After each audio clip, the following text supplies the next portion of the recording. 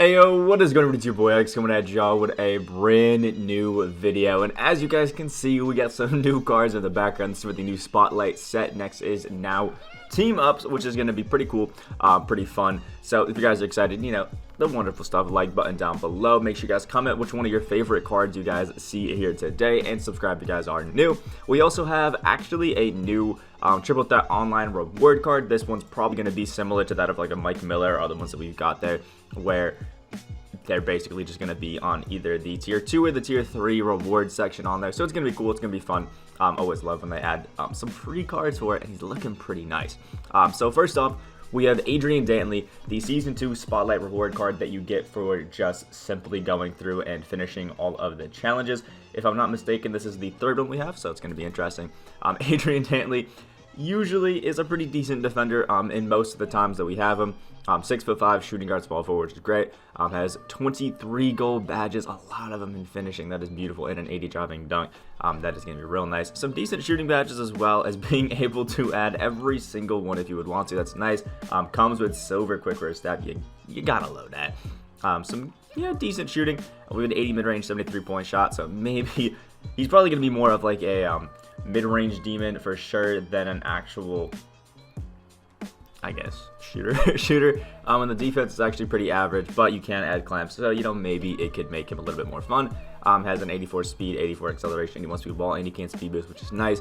Defense, it's okay. Jump shot 18, same as Mono Ginobili, not bad, but I understand some people aren't the biggest fan of it, but it's still pretty nice. And also there is our Team Ups card art, which is looking pretty nice.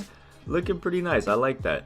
Okay, and Kevin Love should be an absolute demon. So Adrian Dantley's cool, and I just checked, and he is our third player. So 2 more weeks, and we'll finally be able to get our mystery player, which I completely forget who it is, but somebody will remind me. Next up, we have a Ruby Chris Paul, who has one of the better releases in the game.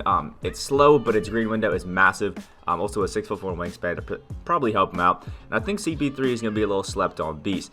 We have 19 gold badges, some really good finishing ones, some really good shooting. Besides this silver steady, that hurts a little bit. I would probably, if I'm being honest, I would recommend upgrading that steady shooter up to gold. I know it's not going to change your contested shot boost. Actually, no, it'll increase your contested shot boost to actually make it a little bit worthwhile having the badge. Silver steady is not great, but gold's okay. Next up, we have gold quick first step, which is really nice, and silver clamps along with pick dodger, some really solid defense, 89 perimeter, which is good, and 90 steal, which is great. Obviously insane playmaking and speed on a CP3 card, and no dunking, but 85 shot 3, 89 shot mid, just under getting that 93-point massive green window boost.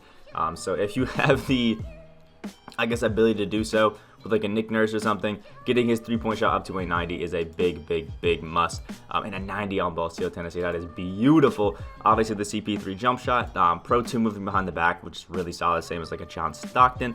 Definitely not too bad. And we have the Pro 3 basic size ups, which isn't too bad, same as the Otis Birdsong that we got for free. So CP3, really solid card. And we got Marcus Camby, definitely gonna be interesting. Next up, we got Careem Butler, who's always one of my favorite cards because he's usually a nice little 3-and-D option, and that's kind of fitting this year.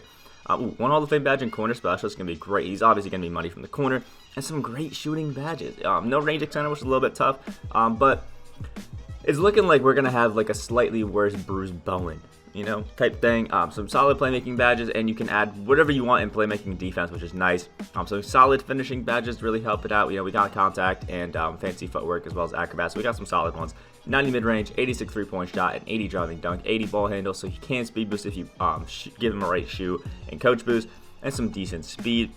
But again, I think really big, you have to at least add clamps to make this Careem Butler, I think, competitive, but quick first step could also be really nice. For our tendencies, they're not great on defense. Jump shot 17, the Kevin Knox jump shot. Okay, a little bit slow, but I think it's a very solid jump shot. Pro 3 moving behind the back, that's the Magic Johnson one. It is money, it is beautiful, it gives a massive speed boost. So low-key, Careem Butler can be a little bit of a dribble god with that Pro 3 moving behind the back. I think it's just going to help you space it a little bit and just, I guess, get him down the floor from some cheesy threes. So definitely really nice from Careem Butler there. And next up, we have Diamond Wilt Chamberlain, who to me is probably just going to be a slightly worse defensively, but better offensive Bill Russell, which is cool. 5 Hall of Fame badges, contact, drop stepper, like that. And we have box. We got intimidator, which is great. We can't add clamps, so there's the worst defensively Bill Russell. Good rebound chaser right there. 2 nice post badges. Solid defense, just not on the perimeter. Good rebounding, great post game, obviously on a Wilt card. 85 standing dunk, 75 driving, and a decent speed of a 75. If I'm being honest, not bad. Pretty good defensive tendencies as well. And we have set shot 17, which is the same one as Bill Russell. Now, if I had to be honest, I do think that I'm picking up the Diamond Bill Russell over this Wilt Chamberlain. But for anybody that didn't, I guess, get Bill Russell, I guess Wilt's not a solid, or not a bad, substitute for that, but missing the clamps definitely hurts a little bit. But Bill Chamberlain still definitely a nice little back to the basket big. Next up, we got Kevin Love, who's always great for his just money release and ability to spread the floor, but a little slow. 5 Hall of Fame badges, catch and shoot, corner specialist, which is nice. He has break starter, box, and rebound chaser, and he has gold range extender. That is massive, massive, massive right there.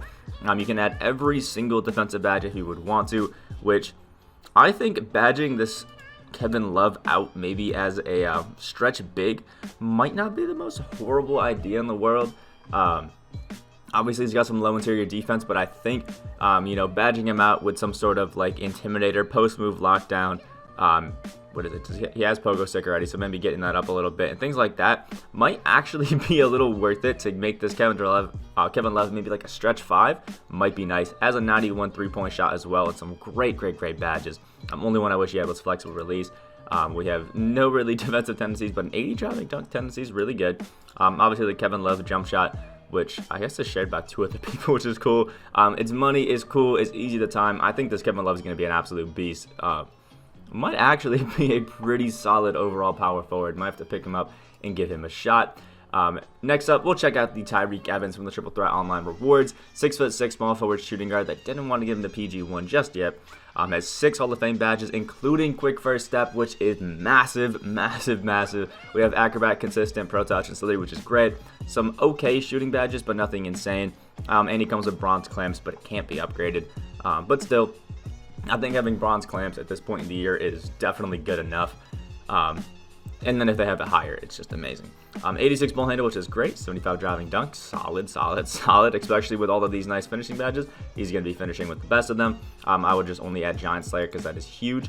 80 shot 3, 88 mid-range, and some really solid speed on the 94 as well as defense, which is great. Defensive tendencies definitely are lackluster. Set shot 4. Ooh. Oh, that's how you kill a card. This set shot 4 is probably one of my least favorite jump shots in the entire game. I've used it on Peja, Steve Kerr, and Rashard Lewis, and I just hate the jumper. So that kind of kills it in its tracks for me. Dribbling animations aren't too bad, but yeah, that's a bad jumper. If you can get used to it, I think it's okay, but personally not a fan. Next up, we have Pink Diamond Ronnie Allen, and if this Ronnie Allen has like bronze clamps, it is over. Oh, he's got silver. Yeah, this Ray is going to be beautiful. Has silver clamps, gold quick first step, Hall of Fame catch and shoot, corner specialist, and volume shooters. 3 really good badges, and then we have gold range. Add Green Machine, add Hot Zone Hunter, and add flexible release, and this Ronnie Allen is going to be the best shooter in the entire game. 96 3-point shot, 94 midi, an 80 driving dunk even, and an 86 ball handle. The speed boost, great finishing badges, great speed, really solid defense. Okay defensive tendencies, they're not great, but they're not bad. Like the 85 driving dunk as well. And obviously the Ronnie Allen jump shot is just money. T-Mac behind the back. And then we have some pretty basic size ups. But yeah, add that Hot Zone Hunter, Green Machine, and flexible release. I mean, even without, I do feel like this Ronnie Allen is probably one of the best shooters in the game. But you add those 3 badges, and then Ronnie Allen is the best shooter in the entire game, without a doubt. Apparently, Sugar Ray is going to be a demon. Absolutely love that. Ronnie Allen, money. One of my favorite releases in the entire game, without a doubt. And then last but not least, we do have Pink Diamond Marcus Camby, who's a 6'11" center power forward. We got a 7'2" wingspan. Good at 6. Okay, look at that. Hall of Fame Intimidator, brick wall, moving truck, rim protector, post move, lockdown, all really solid. And chaser artist definitely is not bad either. We got rebound chaser on gold, silver clamps, post spin, some decent finishing badges, and not too many great shooting badges. But if you're locking in for Marcus Camby, you got some MT. So definitely, I would say throw catch and shoot and corner on him. Catch and shoot just because obviously with the pick and pop midi, that could be really nice. And then corner specialists can sometimes pop up in the mid-range corners, and that could probably help him pretty nice. And then obviously just some finishing badges for quality of life help in the paint. As a good driving dunk, some good post game, well, in the post hook that is. Great interior defense, decent perimeter defense as well. A good block, good rebounding, kind of slow. Tendencies are actually pretty bad for a center. I feel like most centers now are starting to get high 80s with the contest and block shot. And if you're not keeping up with that, it's a little bit tough. But 90 driving dunk tendency is great. Set shot 13. Hassan Whiteside jump shot is actually not bad. It's pretty quick for a big man, so not horrible. But you're only really going to be using it in the mid-range at the 3-point shot, so I guess it doesn't matter too much. But you know what?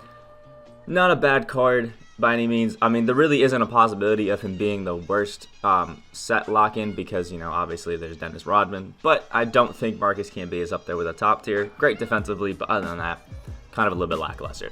So of all the cards that I think are definitely worthwhile in this set, I think for budget players, Tyreke Evans could be nice, although that jump shot is tough. But Ray Allen and Kevin Love are beautiful, beautiful options for people that have a little bit more MT. And Chris Paul is looking like a great budget PG for anybody that kind of needs somebody to do everything all around. Let me know what you guys think about these cards down in the comment section below. Make sure you guys like the video, guys did enjoy, and subscribe if you guys are new. We are on that road to 10K subscribers. Hope you guys have a great day, and I'll see y'all in the next video.